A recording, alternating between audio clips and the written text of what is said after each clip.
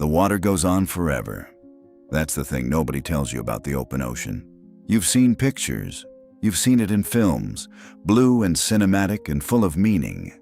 But out here, it isn't blue. It's gray-green and ancient and utterly indifferent, moving in long, slow swells that lift the raft and drop it again like a hand that has grown tired of holding something. And in every direction, north, south, east, west, every single point on the compass, there is nothing. No smudge of land, no vessel on the horizon, no contrail scratched across the white sky above. Nothing, just the horizon. The same horizon in every direction, always the same distance away, always just out of reach. Marcus Hale lay flat on his back across the orange rubber of the life raft and stared straight up into the sun because somewhere around hour 17, he had stopped having the energy to turn away from it. His lips had cracked open sometime in the night. He knew this because he could taste blood and salt mixing in the corners of his mouth. That specific copper burn that told him his body was losing the fight against itself. The back of his neck felt like pressed iron. His tongue, he ran it across the roof of his mouth just to check, felt like a strip of dry leather that no longer belonged to him. 22 hours without clean water. He was counting. Counting was the only thing that still belonged to him out here.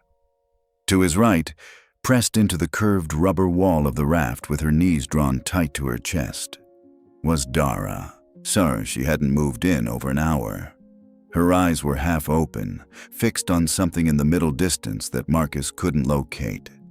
But her chest was still rising, still falling, slowly. So he kept telling himself she was fine. He kept telling himself a lot of things. He thought about the radio. The exact moment it died. That last burst of static before the silence rushed in like something that had been waiting just outside the door. He thought about the flare gun, the smoke canister, the emergency beacon that blinked green for 4 hours and then simply stopped. He lowered his arm from where he'd been holding it weakly against the sun. The light came through his fingers anyway. It always did. The raft turned in the current. Slow, meaningless circles, going nowhere. And that was the moment Marcus understood. Truly understood. In the dried-out hollow center of himself. What he had been refusing to accept for 3 days straight. No one was coming. 4 days earlier, Marcus Hale was standing on the dock at Port Callahan, coffee in one hand and a crumpled weather printout in the other, and he was in a good mood for the first time in months. He was 41 years old, broad-shouldered in the way men get when they've done physical work their whole lives rather than a gym. Sun-darkened skin, a jaw that always looked like it needed a shave, whether he'd shaved that morning or not.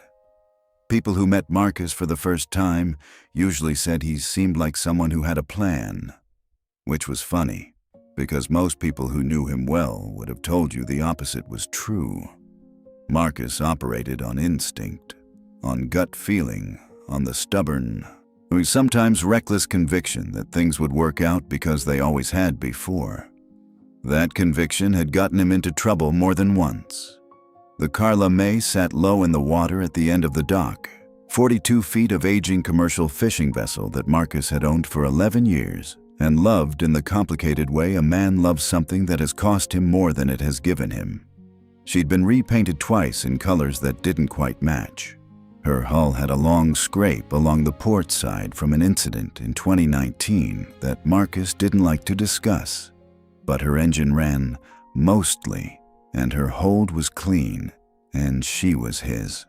And that had always been enough. The trip was straightforward. A 5-day run out to the Pelago Banks, 230 nautical miles southeast, where the yellowfin were running thick this time of year.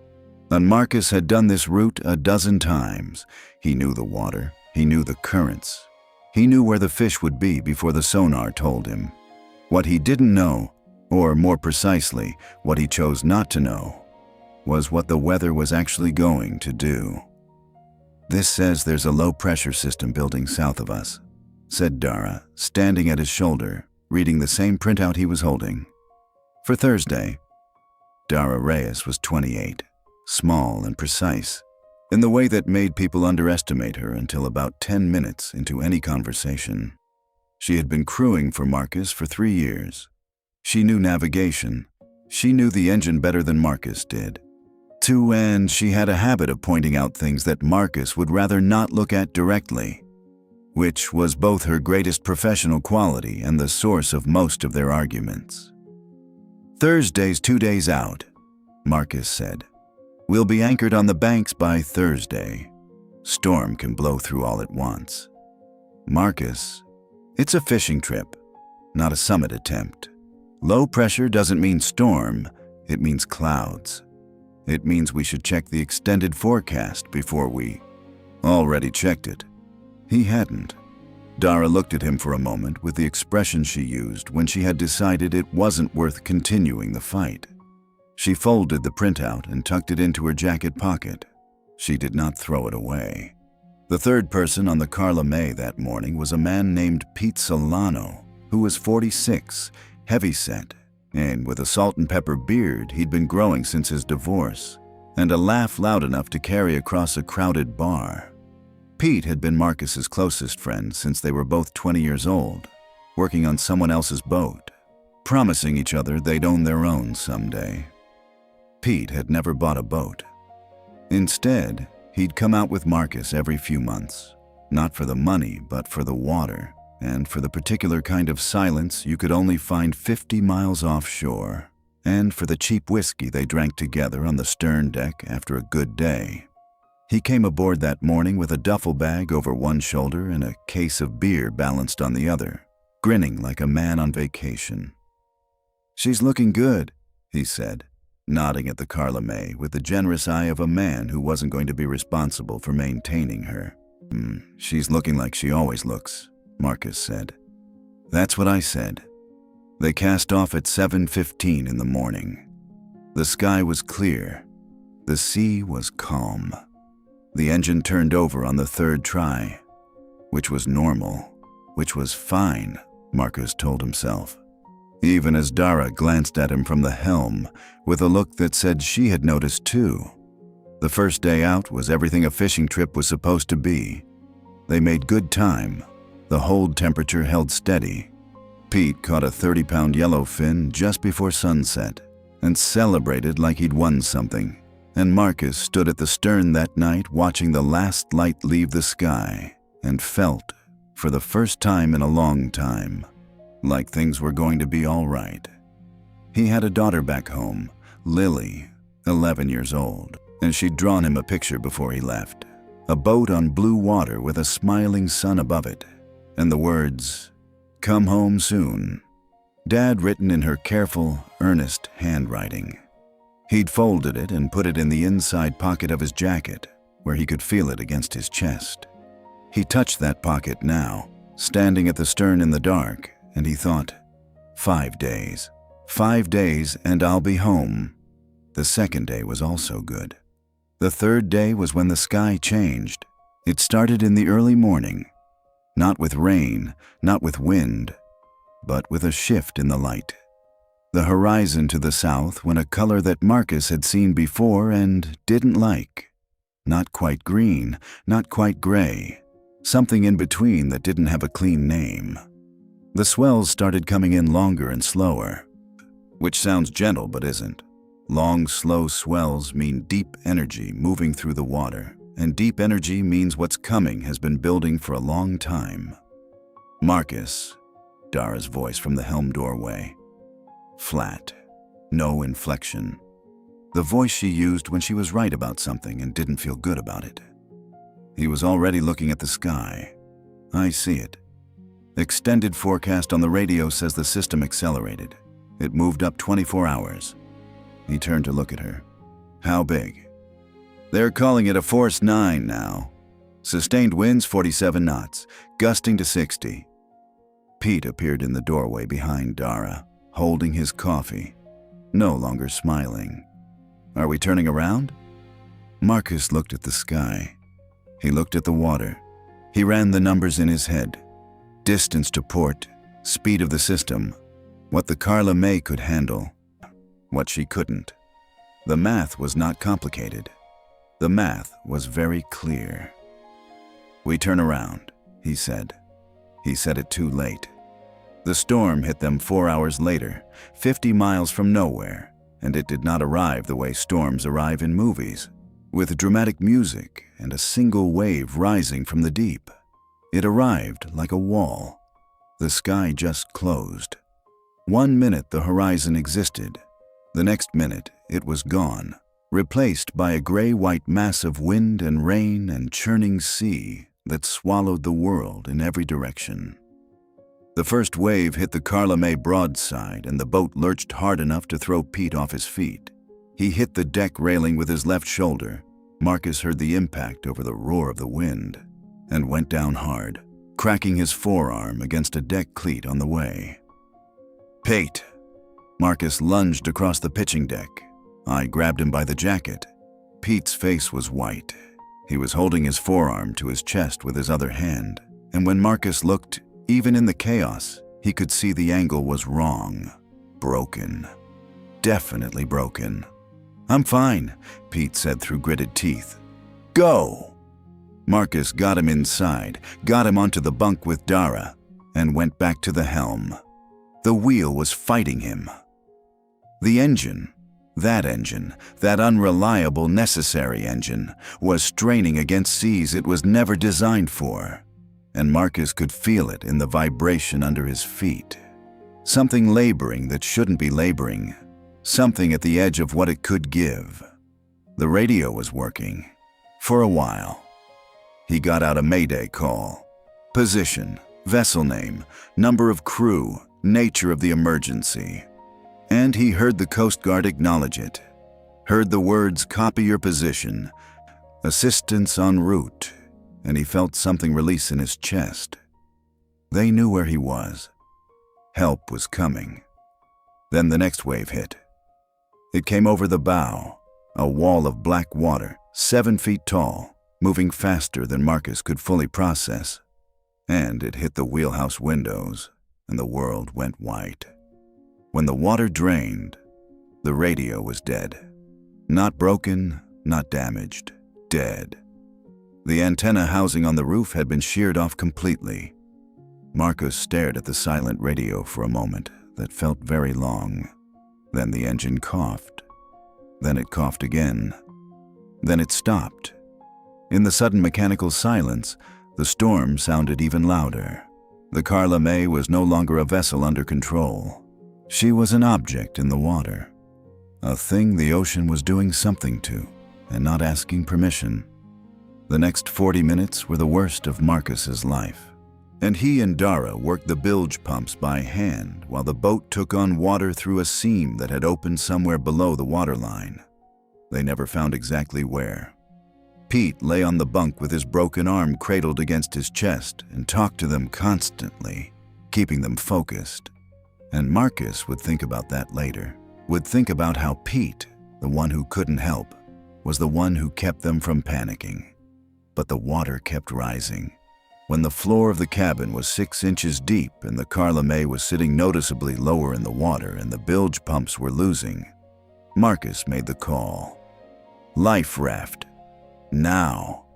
They got the raft canister off the mount and pulled the inflation cord and threw it over the side, and it bloomed orange in the black water, and Marcus helped Pete over the rail first.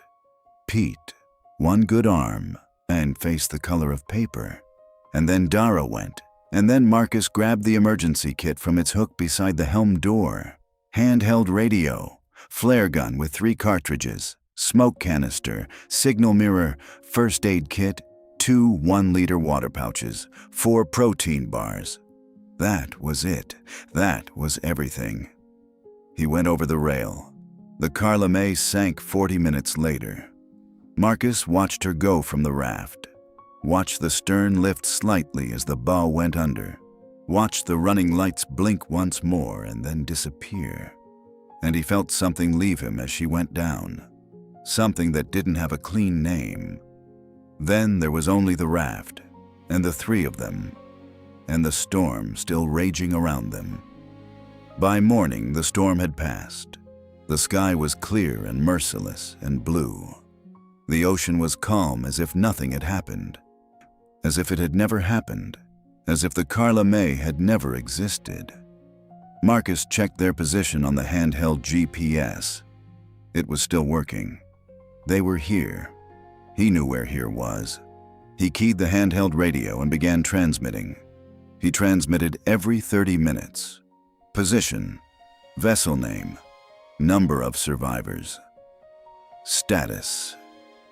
He kept the transmissions short to preserve the battery. He kept the GPS off between checks for the same reason. Pete's arm was splinted with a paddle and strips from a shirt. Dara had said it. She'd done a wilderness first aid course years ago, had mentioned it once in passing, and Marcus had filed it away as one of those facts you hope you never need. Pete had made sounds during the setting that Marcus hoped never to hear again. But when it was done, Pete looked up at the two of them and said, "Okay, what's the plan?" That was Pete.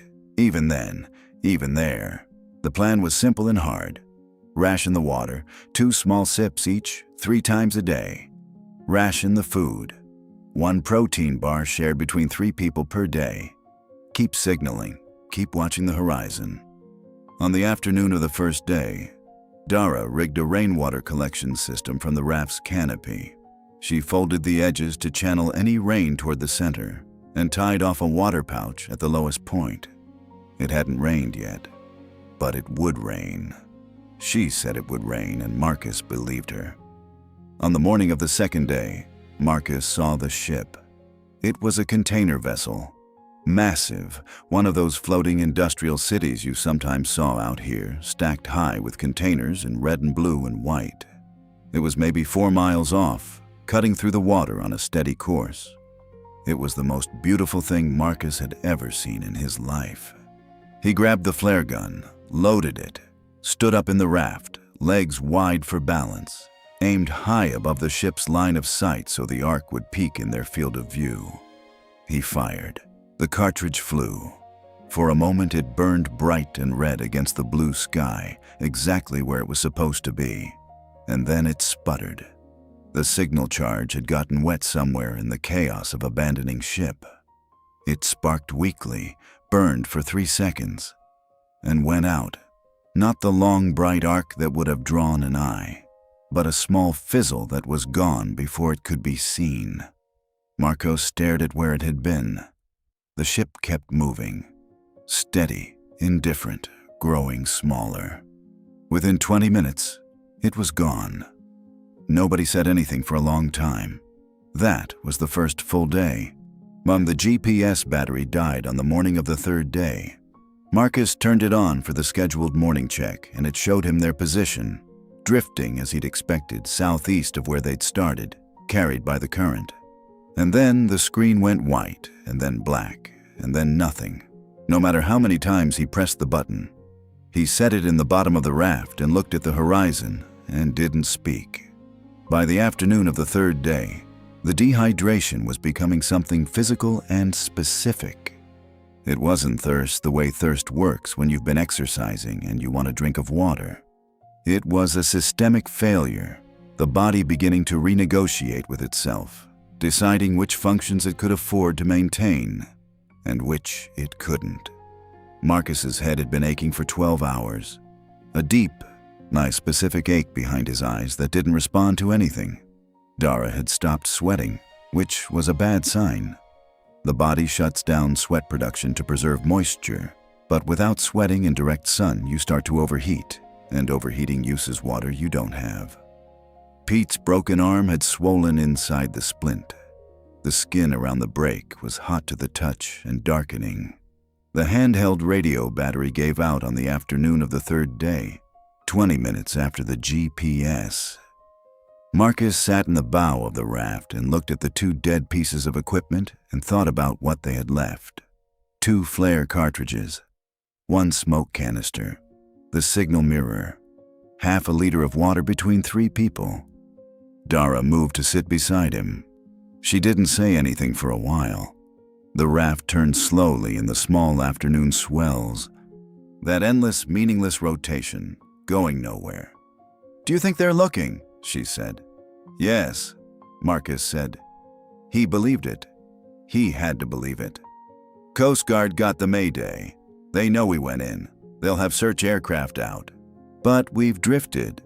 "Yes. So they're looking in the wrong place." He didn't answer that. That night, Pete started talking in his sleep. Full sentences, loud, directed at someone who wasn't there. His daughter, Marcus realized after a while.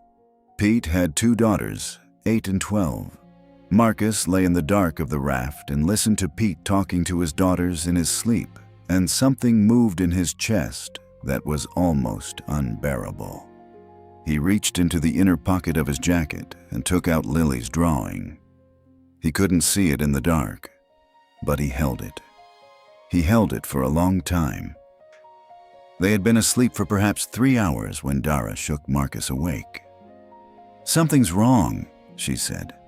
Her voice was level, but her eyes weren't. Marcus sat up. The raft was moving differently. Not the slow turning of the current, but something purposeful, something nudging the bottom. Then it happened again. A bump from below, firm and directional, and Marcus felt the impact travel up through the rubber and into his spine. Pete was awake now too. All 3 of them were frozen, staring at the walls of the raft. Then the bump came again, harder. Marcus grabbed the paddle and leaned over the side, looking into the black water. In the moonlight, he could see nothing at first. Then the moon shifted, and he saw it.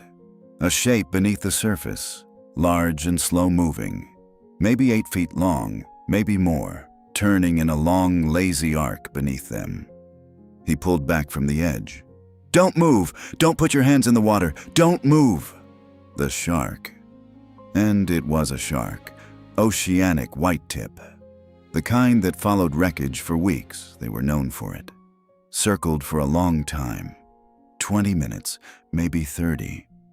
Marcus counted time the way he'd been counting everything, because counting was the only control he had. Then, on what would have been the 4th or 5th pass, it hit the raft directly from below. Not hard enough to breach the rubber. The main chamber held, but the impact flipped the emergency kit off the rail where it had been sitting. Marcus lunged for it. His fingers caught the strap for 1 second before the next small wave took it, and the kit was gone, tumbling away into the black water. And Marcus watched the last flare cartridge and the smoke canister and the first aid kit and the signal mirror disappear into the dark. Gone. Just like that. He sat back in the raft and looked at his empty hands. 1 flare cartridge left. The one already loaded in the gun. That was it. That was all. On the 4th day, the sun came up like it always did, enormous and uncaring, and Marcus lay on his back and did not move. He had stopped counting hours. He had stopped thinking about the math of survival, the calculations of water and time and probability. That kind of thinking requires a future to calculate toward. And somewhere in the night, somewhere between the shark and the sound of Pete talking to his daughters in his sleep, Marcus had let go of the future. He thought about Lily. He thought about her very specifically and carefully. Not just the idea of her, but the particular reality of her. The way she tucked her hair behind her ear when she was concentrating. The sound she made when she laughed at something she hadn't expected to be funny. The weight of her when she was small enough to carry. And how he'd tried to memorize that weight because he'd known even then that it wouldn't last. He thought about the picture in his pocket and the words she'd written. "Come home soon, Dad." He thought about what it would mean for her if he didn't. He lay on his back and he looked at the sky and he breathed. In and out, in and out. The raft turned in the current. The sun climbed. His mouth tasted like copper and salt. He was going to die out here. He had been fighting it for 4 days, and he was very tired, and the math was very simple, and he was going to die out here. He closed his eyes. He lay still. He breathed. He did not know how long he lay that way. An hour, maybe more. The sun moved. The raft turned. And then Dara said quietly, "Marcus." He didn't open his eyes. "Marcus, look." Something in her voice, something different, something he hadn't heard in 4 days. He opened his eyes. Dara was on her knees in the bow of the raft, pointing. Her arm was shaking. Whether from weakness or excitement, he couldn't tell. He followed the line of her arm to the horizon. He squinted against the glare. There, low on the horizon, a shape. Dark, vertical, man-made. A mast, a superstructure. The flat, boxy outline of a cargo ship, cutting across the horizon on a track that would bring it. He calculated. He couldn't help calculating. Within 2 miles of their position. Maybe less. 2 miles. In the open ocean, 2 miles is nothing. 2 miles is invisible. A raft in the open ocean is a small orange dot on the surface of an enormous gray-green world. And cargo ships run automated watches on these routes. Officers scanning radars that look for large returns. Not a 6-foot rubber ring carrying 3 people and their particular desperate hope. Marcus sat up. He picked up the flare gun. He looked at it for a moment. 1 cartridge. This cartridge, wet or dry, functioning or not, he would never know until he pulled the trigger. He thought about the first flare. That pathetic fizzle that had burned for 3 seconds and gone out while the container vessel sailed serenely past. He thought about what it would mean to pull this trigger and watch this one fail too. He looked at the ship. It was growing slightly larger, coming closer on its track. He had maybe 10 minutes before it reached the closest point of approach and began to move away. "What do you think?" he said. His voice came out rough, barely recognizable. "We have nothing else," Dara said. He looked at Pete. Pete was propped against the far wall, holding his arm, sweating badly, his face gray and slack. But his eyes were clear. He met Marcus's gaze and he nodded. One nod. Certain. Marcus stood up. It took everything he had. His legs were shaking and his vision went white at the edges when he straightened. But he planted his feet wide and he stood up and he raised the flare gun and he waited. He waited because timing mattered. A flare burns for 6 to 8 seconds. It has to peak at the right moment, in the right position against the sky, to catch a human eye. He needed to fire when the ship was at its closest point, when any crew member scanning the bridge windows with binoculars would be looking in their direction. He needed to fire high and let the arc carry. He watched the ship. The ship moved. The ship grew. He could see the white line of its bow wake now, even at this distance. He could see the stacked containers. He counted the seconds. He counted them the way he had been counting everything for 4 days, because counting was the only thing that had ever belonged to him out here. The ship reached what his gut told him was the closest point. He pulled the trigger. The cartridge fired. It streaked up, bright, brilliantly red, climbing in a long arc that carried it up and curved it toward the peak.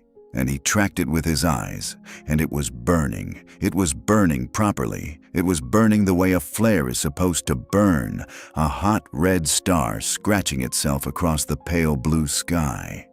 It burned for 7 seconds. 7 seconds that Marcus did not breathe. 7 seconds that the whole world contracted to this one bright point of light against the blue. Then it went out. The sky was empty. The ship moved. Marcus lowered the gun. His arm fell to his side. He stood in the bow of the raft and he watched the ship, and he did not move, and he did not speak.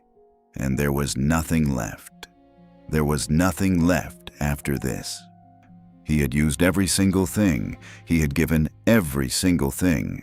And the ship was still moving, still cutting its programmed course through the indifferent water. and in 7 minutes it would be as gone as the container vessel 2 days ago and the GPS and the radio and the Carla May. He stood there. He stood there. Then Dara grabbed his arm. He looked where she was pointing. The ship had changed course, not dramatically, not the kind of turn that announces itself. A slow, deliberate arc, the bow coming around, the line of the wake bending, heading toward them. Someone had seen it. Someone on the bridge had been watching at exactly the right second, had caught that red light against the sky, had said something to someone, had reached for the wheel. Marcus sat down. He sat down because his legs stopped working. He sat down in the bow of the raft, and he put his face in his hands, and he breathed. In and out, in and out. The ship was coming. The ship was coming, and it was real, and it was not a hallucination, and it was coming. Behind him, Pete was laughing, that enormous laugh. Even now, even here, even with his broken arm and his gray face and his 4 days of ocean between him and everything he loved. Pete was laughing, and the sound of it carried across the water like something alive. The cargo vessel MV Anshan Star, registered in Singapore, en route from Busan to Rotterdam, reached them in 40 minutes. The officer who had spotted the flare, second mate, 26 years old on his first deep-water posting, said afterward that he almost hadn't looked, that he'd been about to step away from the window. That something made him look up at exactly the right moment. Marcus would think about that for years, the almost, the turned head, the 1 second. They lifted Pete aboard first, on a stretcher, his arm wrapped in a makeshift brace, his color already slightly better just from the knowledge that the dying was done. Dara went up the rope ladder under her own power, which she would describe later as the hardest physical thing she had ever done, and Marcus watched her reach the deck and collapse onto it, and watched 2 crew members move to help her, and he exhaled. He was the last one out of the raft. He stood in it alone for a moment, the water slopping against the rubber sides, the empty flare gun in his hand. He looked at the ocean.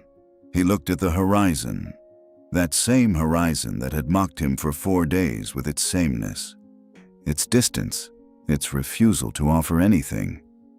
He reached into his jacket pocket and he took out Lily's drawing. It was crumpled, watermarked, soft at the folds. The little boat on the blue water, the smiling sun. "Come home soon, Dad." The words still legible, barely.